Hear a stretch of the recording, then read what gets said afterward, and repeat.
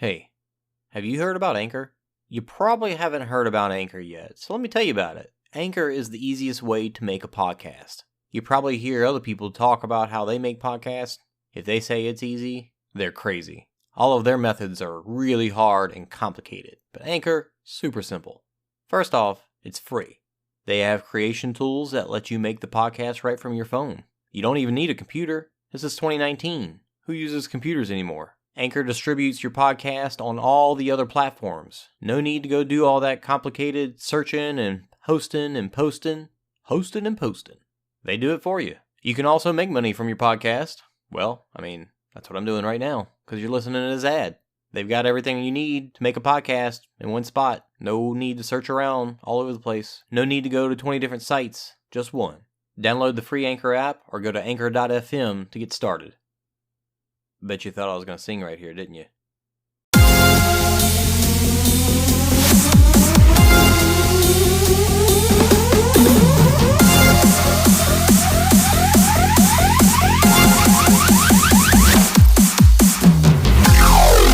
Are you looking for the hottest news out of the obstacle racing scene? Want to stay up to date on the freshest info, the latest podiums, and hear interviews with the who's who in OCR? Well, you've come to the wrong place. Well, some of that you'll find here. But we're not the media. This is not ORM, OCM, OCRM, ORCM. This is OCR Talk.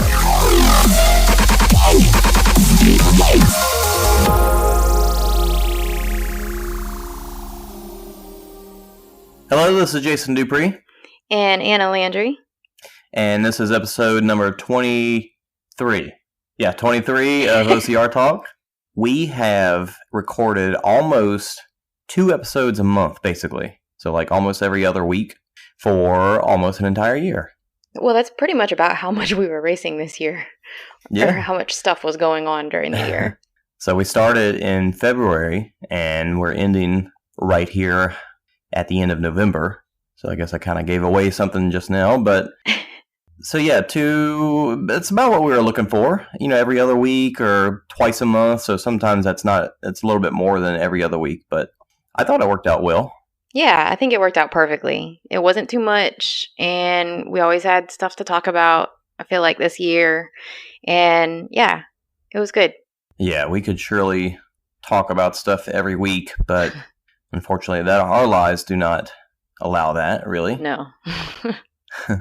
And thankfully, there's enough other podcasts and other people doing stuff out there that, we're not the only ones that people need to go to. But it is still funny how you kind of, I guess it depends on how often you get to listen. Like, whenever I'm traveling a lot for work, I run out of episodes of other podcasts. And then it's like, come on, when are they going to release the next one?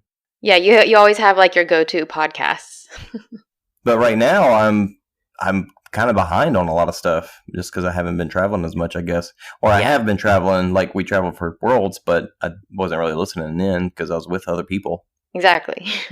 So thank you to everybody that has been listening all year. And this is, as I said, this is going to be the wrap-up episode for the year for us. We're going to take a break and come back to it probably starting kind of towards the end of January, I'm thinking.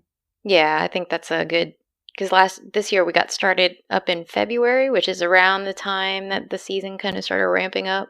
Probably there'll be some stuff happen, coming here in the next couple of weeks. And obviously, end of the year announcements are still going to be rolling through, and 2019 announcements come rolling through. But for the most part, we are just going to take a break and, get your news elsewhere, and we'll keep track of stuff and then kind of recap it once we come back to it.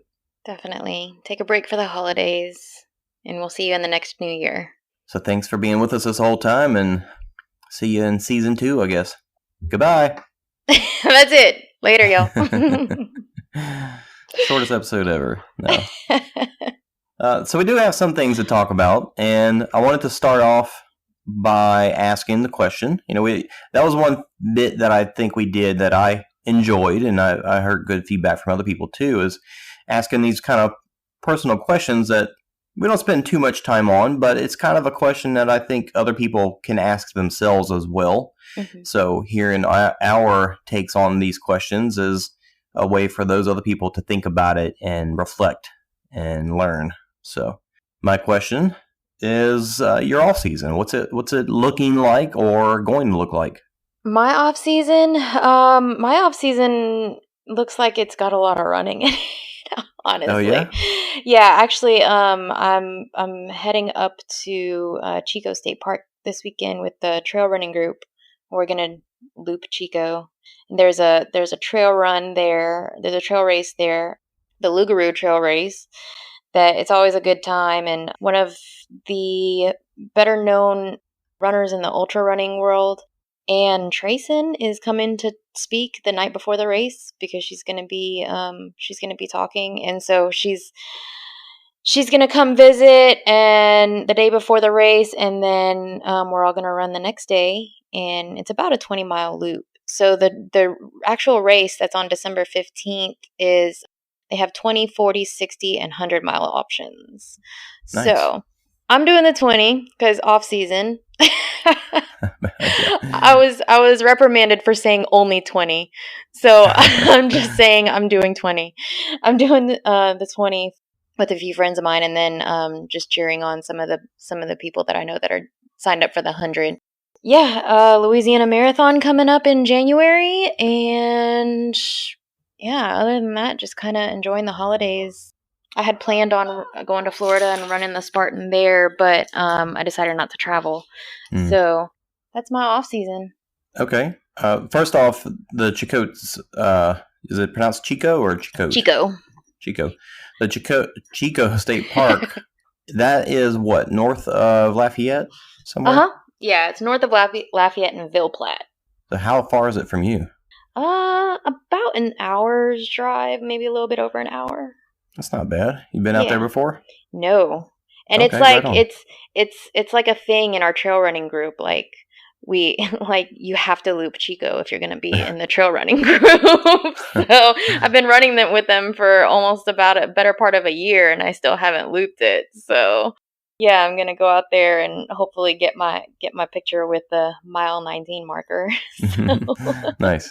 First off, did you give yourself a break after World's Toughest? Well, I had terrain race that weekend after, and I didn't do a thing until terrain race. like nothing active whatsoever. If anything, like I was stretching and I was going to go see my chiropractor. So that was about it. And yeah, I didn't do anything until terrain race, and terrain race was like my first run since World's Toughest. And I mean, I was pretty pleased with it. So, and my friend Brandy got first place, so I was super proud of her for that. Yeah, I heard. Yeah. I want to talk about terrain in just a moment as well. But do you plan on taking any other kind of breaks, or is it you sticking to your pretty steady workout regimen throughout the December and January? Yeah, trying to get it back consistent, because it was kind of, I don't know. It was kind of haphazard towards the end there. But yeah, getting back into a regular routine for sure. Okay, so you feel like you weren't in one throughout the end of the season? Yeah, more towards the end, because things were crazy getting ready for Worlds and everything. And yeah, there's a lot of other stuff going on, and yeah. Okay. Well, for myself, I felt like I did stay pretty steady and worked pretty hard before Worlds, and after World's Toughest, that was my last race of the year, so I did take off a full 2 weeks. Now, different people have different ways of resting for a race, and mine was to not work out at all, just to like give myself a break more for the mental aspect of it, just because, we work out all year, and it wears on you, and it gets tough to keep that going, which I'm sure that's part of why pros do training blocks rather than, I know there's other advantages, but that's probably part of it. It's just when you push yourself that hard for that long, it breaks you down for sure. Yeah, definitely. I mean, you can't go hard all year. It's just, I think mentally it does something to you too. Right. So I did that, but I also ate really bad, which is funny because I know that's not the thing to do. But again, it's kind of more of a mental, like, I need a chance to let myself go and eat the things that I haven't allowed myself to eat all year. Yeah. And the reason I bring it up is because it's kind of funny in that I spent 2 weeks eating, pretty bad food and eating as much of it as I wanted. And by the end of it, I think I had heartburn like 2 nights in a row, and I was like, all right, I'm done. I'm done with that. And one thing that I did give to myself is to sign up for a long race in January and then one in February, which meant that, I need to train through December to be ready for those. Nice. So that's the plan. And after World's Toughest, I was like, all right, 2 weeks till December, but actually turned into 3 weeks till December, which this week I actually did get back to going to the gym and running and stuff. This year was kind of unique for me because in years past, when I'm going to go back to 2016 because that's when I discovered OCR Worlds and World's Toughest Mudder, and I ran both of those that year. So that was like my first year of really training hard specifically for something. And in running those races, I actually only trained from the mid-July through those races. And the reason being is while I did train some in the beginning of that year, my son Declan was born in July.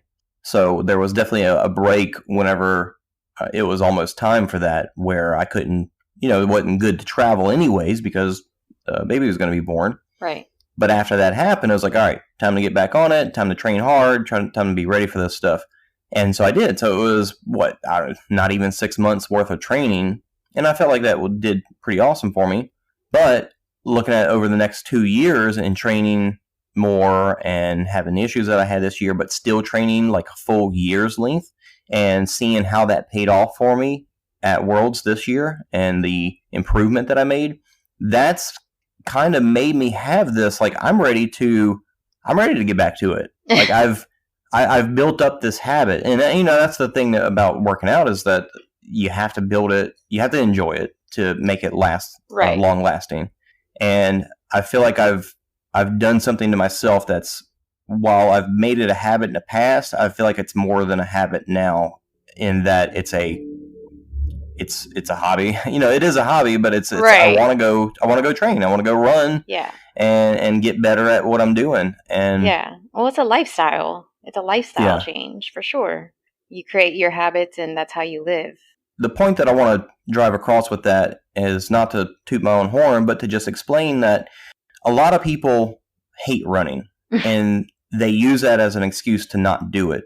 Mm-hmm. I didn't like running. I got shin splints. It was hard to do it. But once I trained my body and actually did a lot of hill repeats to get to where I didn't get shin splints anymore because I built up my calves, I was able to run. And the more I ran, the more I enjoyed it. The better you get at something, the more you like it. The easier it is, the more you like it, right? So that's the thing, is don't be dissuaded or don't be discouraged because you think you don't like running, because it is a skill that you build up and you get better at. And I can almost guarantee that the better you get at it, the more you're going to enjoy it and the more you're going to want to do it. Well, and it leads to other things too. Like whenever I had started strength training earlier in the year, I had added in more strength training to my workouts. Like that paid off in my running.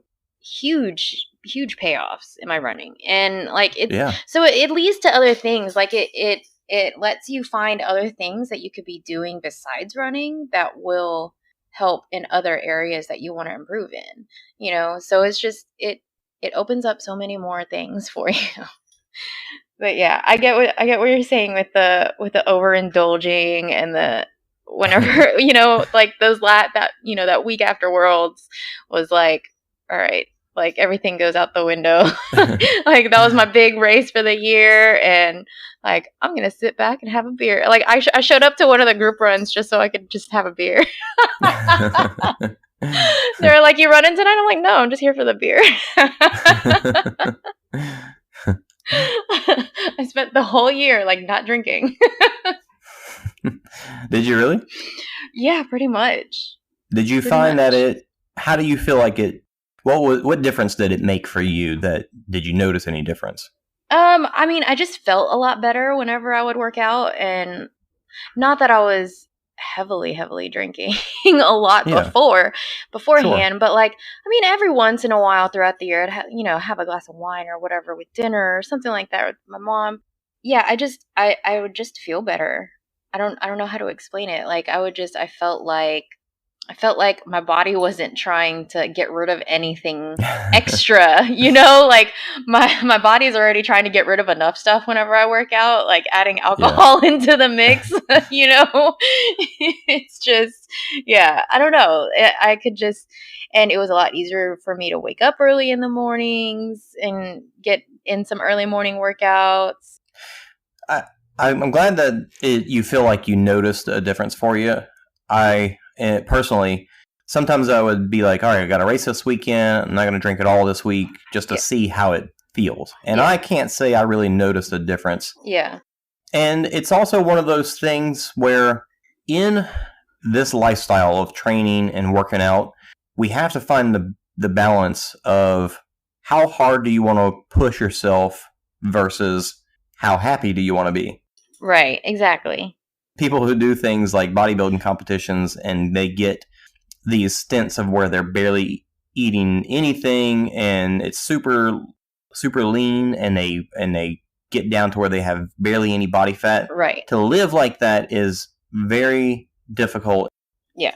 And so it's a balance. And that's one of the things that I had to find for myself, and actually like looked up articles and saw that, other people feel this way too. And that how much do I need to work out to be happy without working out too much and being unhappy because I can't sustain that level of effort. Exactly. For people that are fans of Always Sunny, if you haven't seen the final episode of season 13, the character Mac puts on an immense amount of muscle and gets super ripped, and for this role, in which he does this phenomenal dance at the end of the season, which is funny because it's a funny show, but they have this very serious moment in it.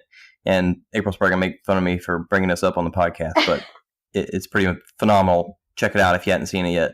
But the guy mentioned in like a tweet or something saying that, making a joke like, yeah, everybody should eat, barely anything and not have any carbs and get down to 0% body fat. It's super sustainable and super fun. And, like he did it for that, but he made jokes about how hard it was and how I mean, that stuff can freaking break people and it's not sustainable. So again, back to drinking alcohol, have a snack here and there. Like, what is it that makes you happy?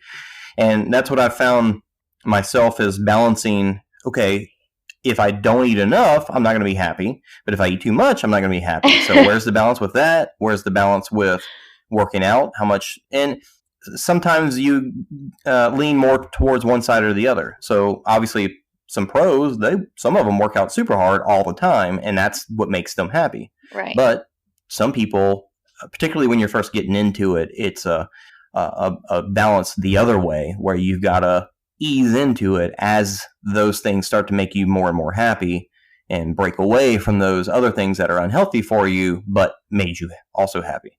Right. I think it's all just about being mindful about, what you're putting into your body and what your actual goals are. It's good to, have an indulgence every now and again, but then also have in the back of your mind, I know like this dessert isn't going to undo everything I did all year. But at the same time, I know that if I eat the whole thing or something like that, or if you eat it every night, or exactly, or if it's a repeated, if it's, a repeated thing, then, you just want to keep your goals in mind and just be mindful of them. And I think that's the key. I know there's a lot of other factors that go into it, like emotional eating and like stress and, everything like that. But, and sometimes it's hard to keep those things in mind whenever life happens. It gets stressful. Well, I think the word goal is a key thing in that you got to make your goal something that's reachable. Yeah. If you just get into exercise and you make your goal, I want to beat Ryan Atkins at a race, then you're probably not going to reach that. So Right. shoot for something that's in reach, and then get that goal, and then go after something else. It's like a stepping stone into a higher goal. Exactly. It's always about progression. Like, you always want to be improving and just moving forward. Yeah, and when you reach, that's the important thing too, is when you reach a goal, don't feel like, oh, this is the end of the rainbow. Like, find a new goal. You hit one goal, find another one, and go after that one. Right. And if you are mindful of that, you'll always see it, and you'll see your progression, and it'll make you want to keep working and working harder. Exactly. Well, I didn't expect that question to trail off into all that, but that's okay. All right, well, let's talk about some kind of end of the year news and kind of just what's going on in the OCR community. Kind of going back a little ways, even before World's Toughest, the Spartan World Championships, the Trifecta Championships actually in Greece, they had these recap videos for each day. Did you get to catch those? I did. I liked that they did that. I really did, because I didn't have time to catch the live feed, obviously, but I really liked the recap videos because they were following each athlete and at the obstacles and everything. You could really watch the action. I felt like they had equal coverage between the men and the women. It wasn't just a drone like wandering around looking for the athletes. Yeah, and instead of having to, like that weekend, maybe I was busy, so I didn't get to watch the live stream. So instead of having to go back and watch 6 hours worth of footage or more, you watch these 5 to 10 minute recaps, and you got everything. You got to really experience it in a quick segment, which is cool. I felt like when I was watching, I was like, man, good job, Spartan. Well done with those. Yeah, and John Albin won that weekend, so he's off to do an ultra so that he can qualify for the ultra in Iceland. Yeah, and that race in itself is, the Greece race, the Trifecta weekend race is kind of cool. I'm a fan of rally racing, and so it reminds me of that because it's basically time trial. So your time throughout the weekend is the winner of the race, not just simply who wins. You don't get points for each race, and you don't get who wins the biggest race or whatever. It's simply your total added up time is your result. And so where John started a little slow on the first day, I believe, he ramped it up after that and killed it on the next two races and came out on top, which is pretty neat. I would love to do a series like that. That'd be fun. Yeah. Like, he's one race closer to $1 million. That's crazy. Yeah, and that's in not this weekend, but next weekend. Right. So that'll be interesting to see, but we won't be reporting on that until, we'll talk about it next January, I'm sure. Next year. But where you can look at it, or probably see information about it, is the OCR report. Nice segue there. Huh? The OCR report, for those that haven't seen it yet, is a website put together by Will Hicks from World's Toughest Podcast, and he's brought along board Heather Bodie from Overcome and Run and Mike and Caitlin from Obstacle Run and Adventures to kind of supplement the site with content through their podcast. But the site's also got just news and stories and stuff. And a lot of people might look at the OCR report and think, well, what is this? Just another website? Don't all the rest of them already cover this stuff well enough? Yeah. And I believe that he's created this site to fill a hole where these other sites do cover results, but they don't necessarily do it super well. Like, they're there, but a lot of times you got to find it out kind of after the fact from those, like in their newsletter or whatever. So I think he's looking more for, let's cover the sport as in the elites rather than how we do it, where we talk about all manner of things, or how he even does it at World's Toughest Podcast, where you're talking about the average people, the beginners, all the way to the pros. So they're really looking at it as in, let's make sure that as a sport, it's covered and the news is out there. And I like that. I like that he's not trying to take the place of everybody else that is out there, but he does recognize that the sport needs a focus if people that aren't in the sport are going to pay attention to it.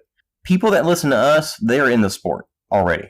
Mm-hmm. They're going to find that information one way or another. But people outside of the sport, they need a place to go where that information is there.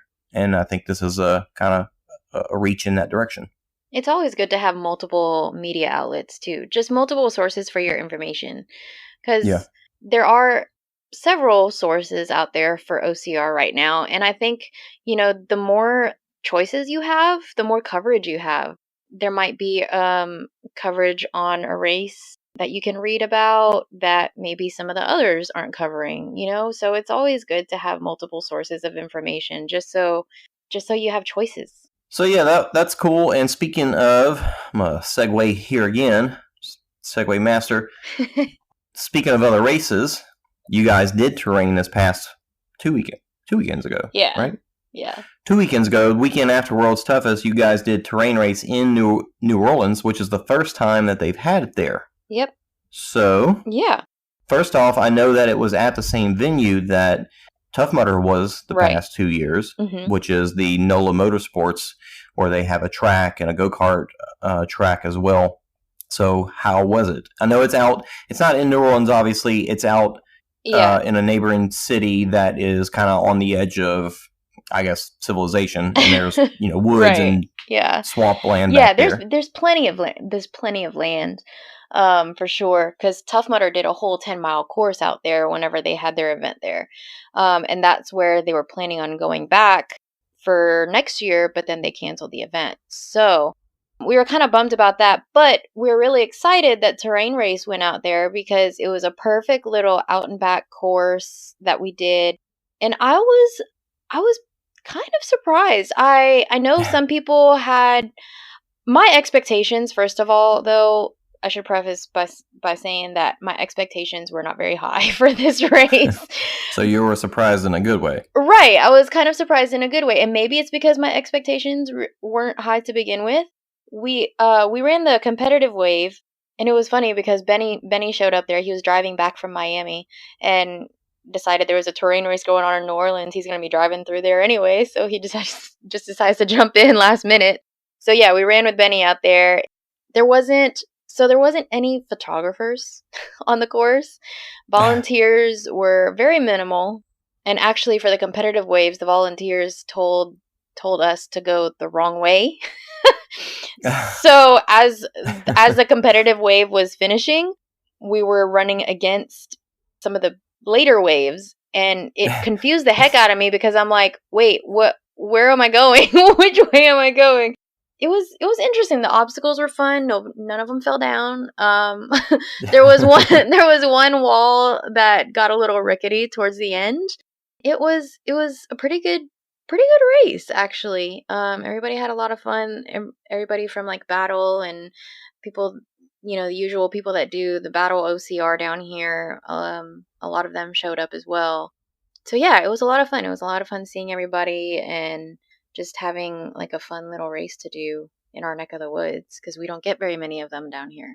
Now, the terrain race obviously has said, or at least we've heard from Dustin working for Terrain, Dustin Duro from Terrain Race. We've heard him say that they're making these changes for 2019, but of course we're at the tail end of 2018, so we didn't expect those changes to be made yet. So out of what they had, what I've experienced in the past is that their obstacles aren't like crazy or anything, but they've always got at least one or two, typically two, that are fairly challenging. Maybe even three that, for normal people, while everything else is pretty easy, those are kind of out of place almost. Right. Did you feel like that? They did have a rig, and they did have, their monkey bars. I feel like out of all the obstacles, those are probably the two most technical obstacles that people would have trouble with or struggle with. Not really struggle. Did they have the wall? Yes, traverse? The wall. Yeah, the traverse wall where you climb up it and then there's a knotted rope to come down. Well, that's the tall Yeah, wall, the real, right? yeah, the very, But there wasn't there wasn't like a, Olympus slash. no, there Okay. wasn't like a Z wall type traverse wall. So there is a third obstacle that I would put into that category as well that I've seen on one of their courses too. But yeah, they at least had a rig, and they had the monkey bars with that. They had them built over like a big tub of water so that you could just fall in. Their rig, did it have the Skull Valley skulls on there? No, it was just kind of like the Force 5 rigs. Like it had a ball to a T-bar to a handle, and then they had like these rings on straps hanging down from this bar, so that you could put your foot through the ring and make your way across that way. But I didn't do that completely. Just muscle through it. Well, I just kind of shimmied my way down the bar instead of fooling with the rings. Okay. See, that's interesting. Like their rig in the past, I've seen it where it's like that, but I've also seen it where it's the whole Skull Valley thing. Yeah. So you guys seem to have gotten almost like their older version of the race. Right. Not even their the newer watered version. down version. Not even the 2018 version that we saw in Dallas. Right. We kind of got the afterthought version. Like, Yeah. hey, let's do a last minute race in New Orleans. But it was a fun race. It was a fun race. There was a pretty good turnout, which makes me hopeful that they'll come back to that venue next year. Cool. Since That's Tough good. Mudder's not coming back. And I think maybe they can fill a hole that Tough Mudder kind of abandoned, you know? Yeah, that would be awesome. But yeah, it was funny because Benny obviously was, you know, running the competitive male wave, and he missed going off with their wave. I'm sitting outside the start chute, and I'm looking, I was like, I don't see Benny lined up to run. So the truck he was driving, he had left the lights on in the truck. So he had ran back to the parking lot, which is a little bit of a walk. He had ran back to his truck to go turn off the lights. And I'm like, dude, you missed your start. And he's like, oh, that's okay. So he started like maybe 5 minutes behind everybody else, but he still ended up winning the race. Way to show off, Benny. That's awesome. That's good that they had a good showing and nobody got hurt or anything. So Yeah. on to next year. Good job. How about lessons learned from World's Toughest? What were your takeaways that you're going to make changes for next year in ways that you'll be better prepared? Well, I bought a new wetsuit. One that doesn't squeeze your hands off? One that, I mean, man, I guess my guns are too big. No, one that fits a little bit better and isn't quite as tight and is a little bit, I believe the one that I got on Xterra's sale that they had, it's like different thicknesses on different parts of the body. Like around the trunk, it's like a 5 mil, and then like I think in other places and on the back, it's maybe a 2 or a 3. So I don't know. I'll be interested to try it on and see how it goes. So you got that as a Black Friday sale, right? Xterra Yes. had one that was normally almost $700 Yeah. wetsuit. It was normally $700. Yeah, on And- sale for what, $180 or something? Yeah, and I paid $180 for it. And then I think it was only like, you know, a few extra dollars in shipping. And that's awesome. And I looked at that suit and noticed that it's 5 millimeters in the chest, right? Yeah. But then even the back is less, and the arms are less, and I think the arms were even like 1.5 millimeters, like something really small. Something really small. Which I know that's made for flexibility. Like that Right. stuff, that kind of stuff is made for Mobility and triathletes and stuff like that. yeah. So are you worried about that? That was my worry, is how does that going to fare in 32-degree weather? Well, In the arms and the back. Right. Yeah, I just plan on just getting more cold weather gear, period. Like I felt pretty good actually, like my arms did. Okay. And everything else, as long as I had like a windbreaker on, you know, that, I mean, windbreaker is money. Yeah. Almost, you know, it's almost just like a must. Like you can't go It's funny without how much one. of a light thing can I know. make such a And difference. it's just, I mean, you can stuff it in your pack. Because, I mean, the windbreaker I was wearing, I got for free from a 10-mile run that I did here in Lafayette. So, you know, it's like I've gotten more use out of that thing than I ever thought I would. So yeah, more cold weather gear for sure. Because I've been thinking about that a lot. I've been thinking about going back, or I'm not thinking about going back. I am going back, but what I am going to do when I get there. So, like, nutrition and everything stayed pretty much on point. I didn't feel like anything lacked there. I think just the need to keep moving. And I know there was a bunch of hiccups in my race that I just got so frustrated with, but just keeping moving so I don't Right. get cold, so I don't get too comfortable in the pit, so, you know, I can just keep moving right along. Because that was the most frustrating thing, was that I was so cold, but like my legs didn't feel like they were tired yet. Like I felt like I could still at least jog back out to another lap, you know? So that was probably the most frustrating thing for me, was that I still felt like I could at least run a little bit. Yeah, and if you keep yourself comfortable warmth-wise, you can keep that momentum going, which also Right. warms you up as well.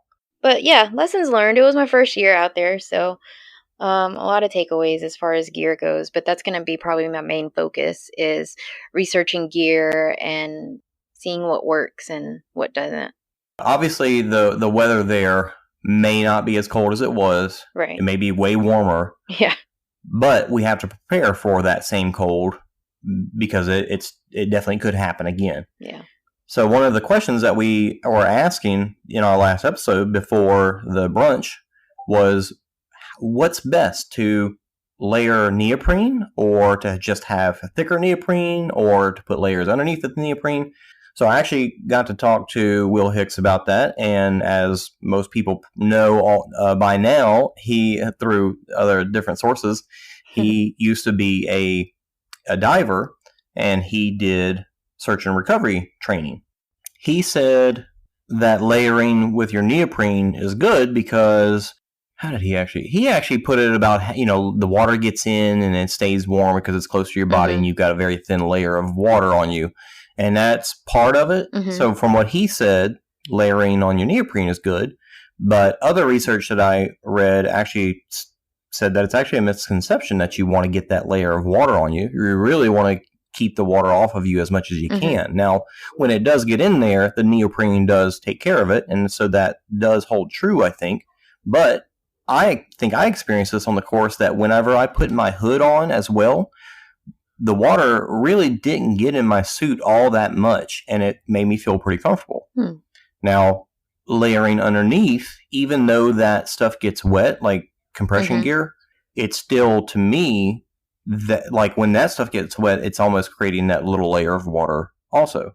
So that's what I feel like. I can only fit so much underneath it because my wetsuit will be too tight on me, but I do feel like layering that compression gear, and I do have like a thermal compression gear that I use that works really well. So it's like a ever so slightly fleece lined thermal compression. I know one thing, I won't be buying any more CWX tights.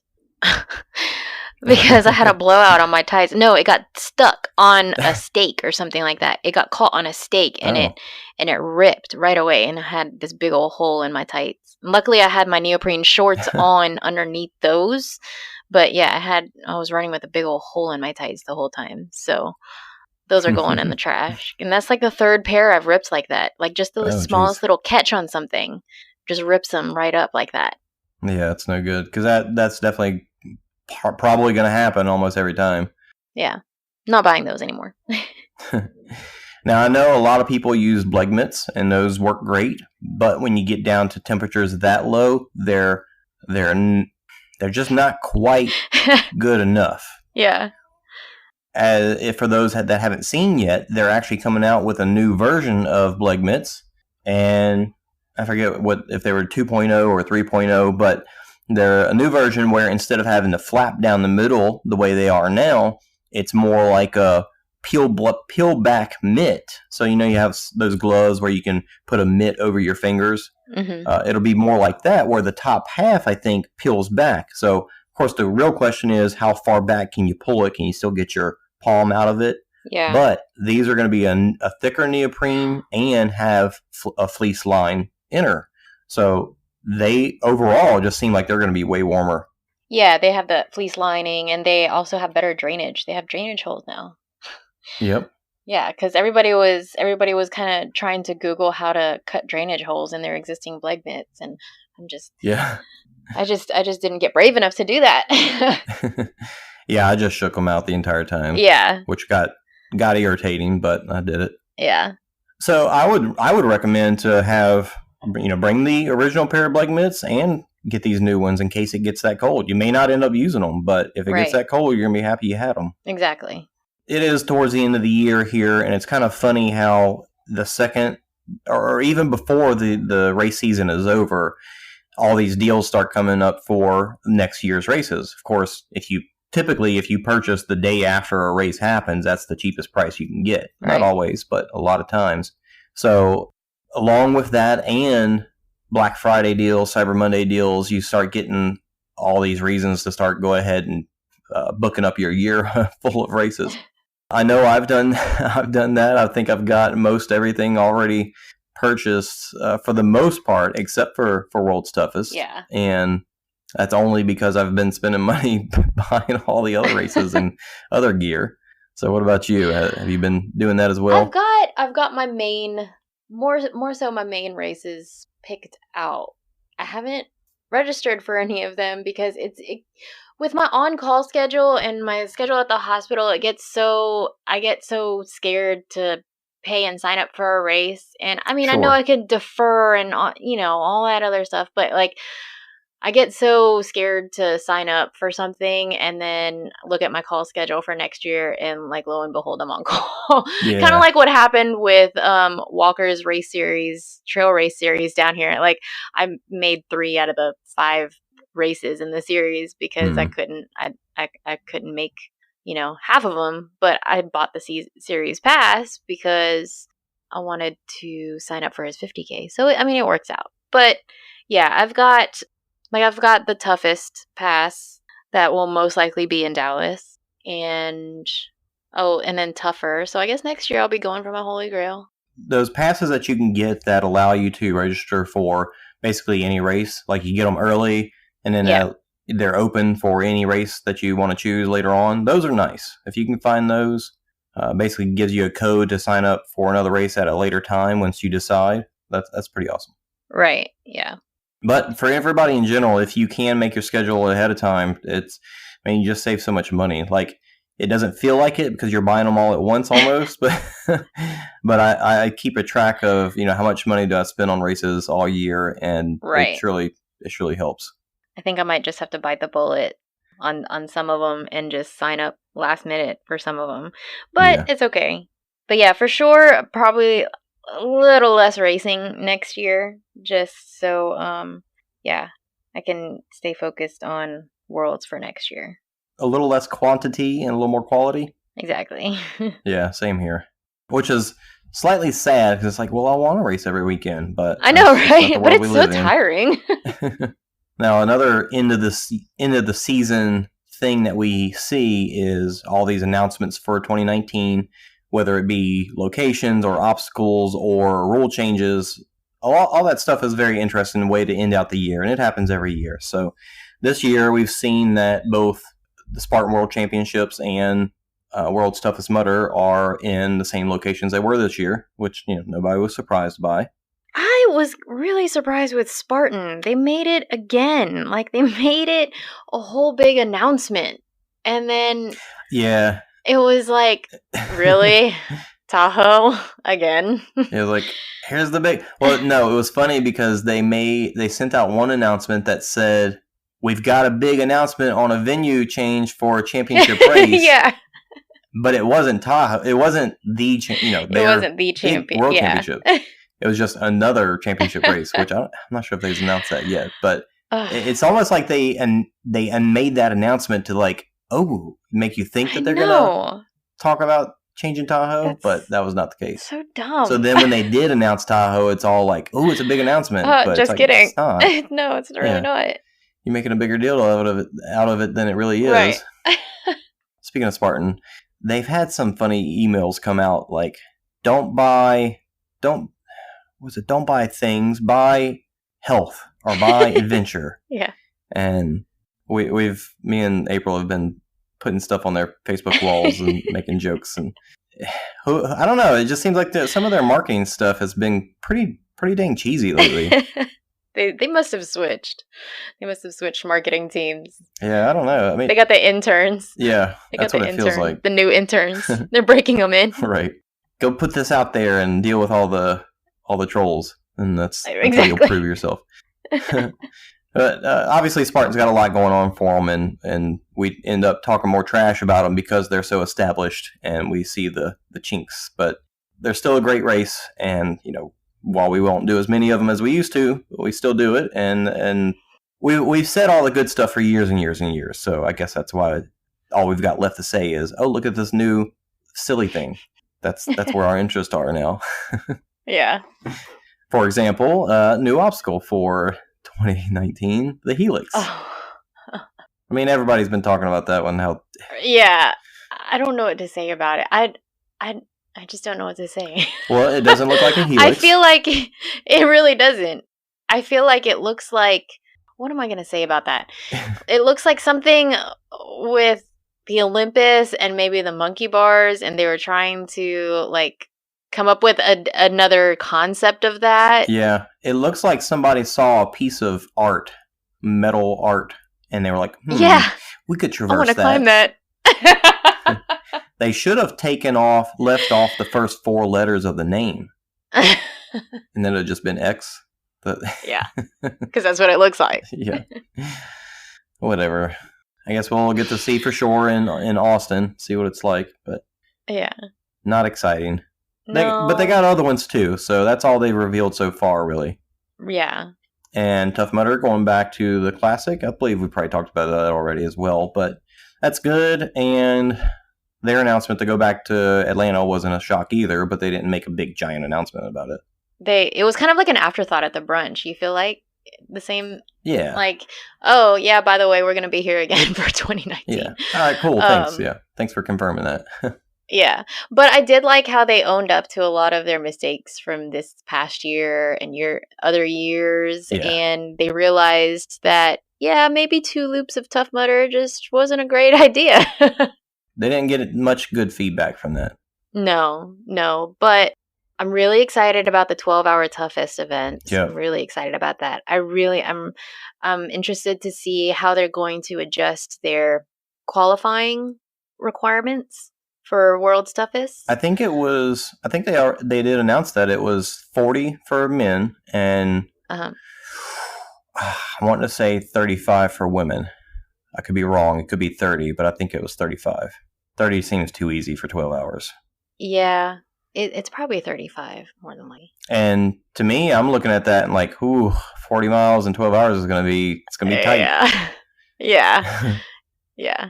Yeah, because I think at the 12-hour mark at Worlds, and that's a different game, that you're that's a totally different game. That's But to think if I did 30 miles in 8 hours at Toughest this year, I mean, I was spent afterwards. But to add on another 4 hours to do 2 more laps, it's doable, but it's going to be hard. Very doable. But yeah, I'm excited about that. Yeah, I'm just excited to see what Tough Mudder does this year. I think I'm more excited to see them go back to, what they did best. Well, I think the biggest thing about it is that Will Dean is moving on to focus on the Tough Mudder boot camp, and they're basically breaking into 2 separate companies. Like, obviously, it's probably like a parent-child relationship, but Tough Mudder itself, I even saw a random article somewhere saying that Tough Mudder didn't do that well financially. So maybe, I mean, that's probably why we saw 2018 be the way it was, but they're going to try and bring it back. So different people running it, possibly. I don't know. It's hard to say. I mean, it looks like, I'm sure Eli and Nolan, they're going to be there, but I don't know. We'll see what other changes they make, but hopefully things turn around and keep looking good for them. And it's really hard to gauge what their year is going to be like just based off of WTM, because I feel like that event is like their pinnacle, and they pull out all the stops for that event, Right. which obviously it's probably not going to be that same kind of experience at every event throughout the year next year. Sure. I'm sure just like any other race, they're going to have their ups and downs, and there's probably going to be some kind of transition learning period whenever the year starts. I like the obstacles that they've come out with that they featured at Worlds. So I think, I don't know, I'm kind of more excited about their races than I am for Spartans. I'm really, I don't think I've signed up for any Spartans yet for next year. So You're not excited about doing the Helix? I thought you just said you were. Did you have anything else that you wanted to talk about? I think that's about it. I do want to say, it's funny how being in this OCR podcast space, anybody can do it. Anybody can just say, hey, I'm going to do a podcast and start recording and putting episodes out. And not everybody does, even though it feels like a lot of people have. But it's still, even though it doesn't take much to get it started and do it yourself, I still feel proud to be part of it. Like I'm happy that the idea that I had to add something to the whole OCR podcast space, that it happened and people took it and enjoyed it. Not only do we have listeners, but we've also become friends with the other podcasters, and it makes me really happy and glad that we got into it and want to keep doing it because of that. Like, because people enjoy it and because we've made good relationships and good friends out of it, I'm looking forward to next year. Yeah, for sure. It's opened up this whole new side of the community that, I always knew it was there, but until we started doing this and started meeting other people and meeting other racers and talking to them about their races and things like that, it's been a very unique experience for me, and just stepping out of my comfort zone. Because I think one of my friends was saying today, he was like, you're so quiet in the running groups. I just can't picture you co-hosting a podcast. But I'm like, yeah, it's pretty cool. I know. Yeah. Yeah. Like Mike Stefano said when he first started, that he would get anxious about interviewing people, but he just put himself out there. And that's actually something I learned a long time ago, is that when something makes you nervous, it's really more of a reason to do it, because the more you do it, the more comfortable you'll be and the less nervous you'll be. So absolutely, it's kind of a rule I like to try and live by. If something makes me nervous, that's a reason that I probably should do it. Absolutely, yeah. If it doesn't scare you, then it's probably not worth doing. Because I think we touched on this subject a lot too. Was the idea of being comfortable with the idea of being uncomfortable, to put yourself out there and be uncomfortable for a little bit in order to improve yourself. And that's the only way you're going to improve. Thanks to everybody that's listened to any episode ever. Thanks to all of the other podcast hosts that mention ours on their episodes, even from the very beginning. They all did. They were all super sweet and kind in embracing us and saying, hey, sure, we'll be happy to help. And then it didn't take long for them to be like, cool, you guys are, legit, and we like you. So thanks to all those people. Thanks to everybody that listened. I said that already. Thanks, Anna, for joining me in this. Thanks for having me. This has been fun. Absolutely. So we're going to wrap it up there. Enjoy your holidays. Keep on running. Yes. For those that aren't back from their off season yet, don't feel bad. Just depends on where you are with this whole thing. Sometimes the break needs to be longer for different reasons. So enjoy it while it lasts and get back to it when you're ready. Just enjoy the off time. Rest the body, rest the mind. Enjoy the holidays. Ask for training equipment for Christmas. Yeah. Lots and lots of training equipment and gear. Maybe some race entries. All right. Well, I guess unless there's something else with that, we'll sign off. We'll talk to you next year. Don't forget to follow, listen, and talk. And catch up on all our episodes.